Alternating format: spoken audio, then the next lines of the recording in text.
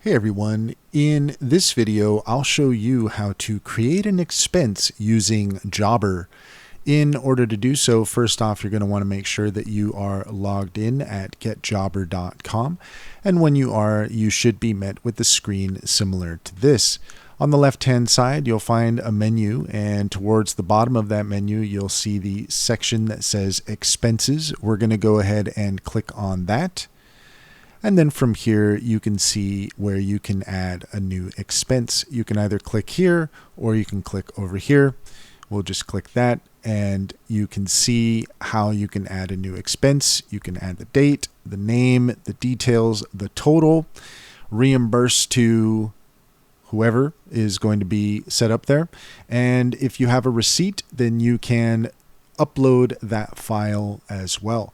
Once you're done, you can hit save here at the bottom, and that's all there is to it.